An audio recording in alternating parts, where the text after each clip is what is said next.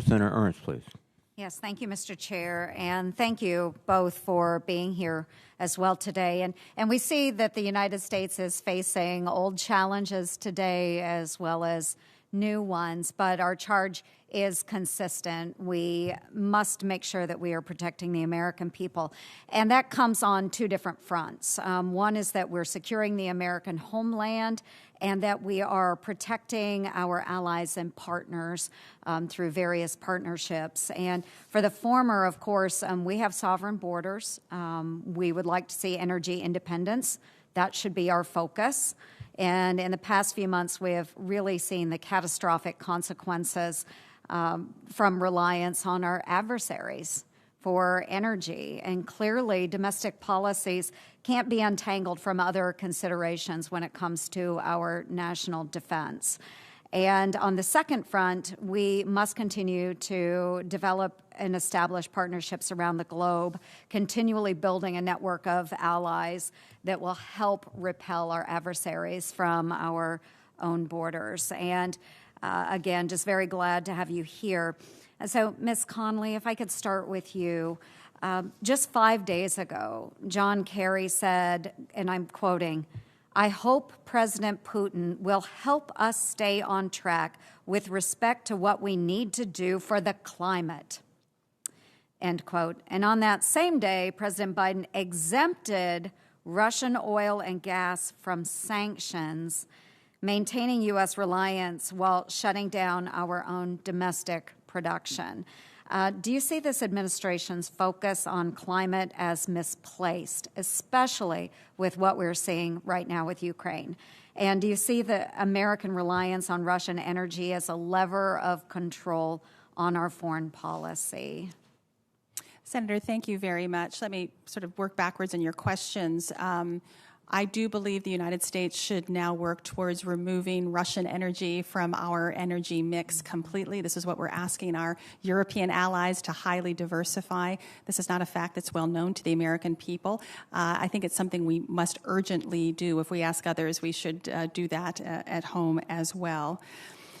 The climate is going to continue to be a challenge to us.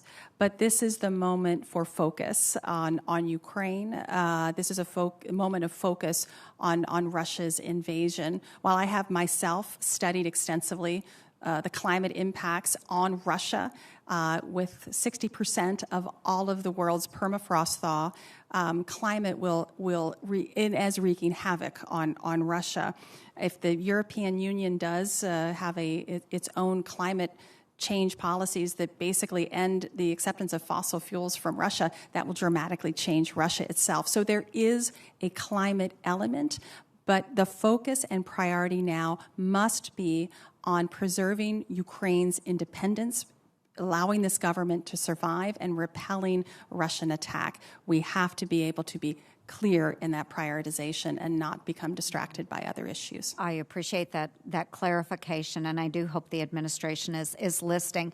Mr. Zackheim, do you have any additional comments as far as energy? I think Ms. Connolly summarized it well with the end of her remarks, and I'm encouraged that companies like BP and Shell have already decided, as reported today, that they will pull out of investments in Russian energy interests.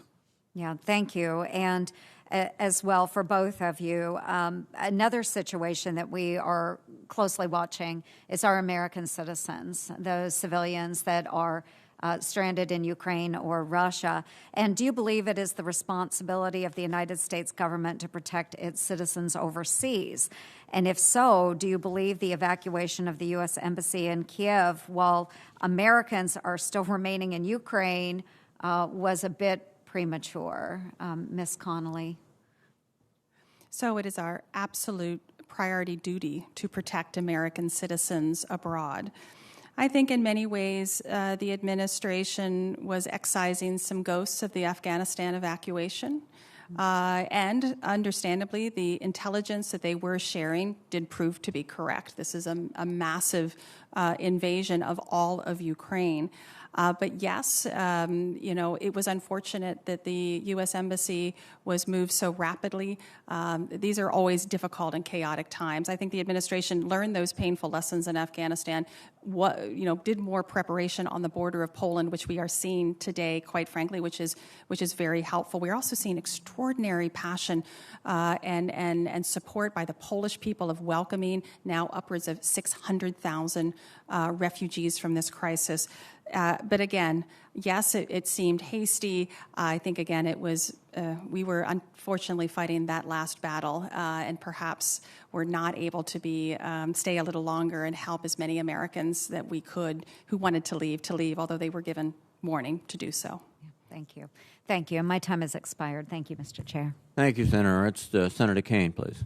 Thank you, Mr. Chair, and thanks to the witnesses. I want to ask a question about alliances. I think what this has demonstrated is that one of the strongest elements of our national power is the network of alliances we built up over decades, and that's a weakness both for Russia and China, and one of the reasons they're coming together. So my first alliance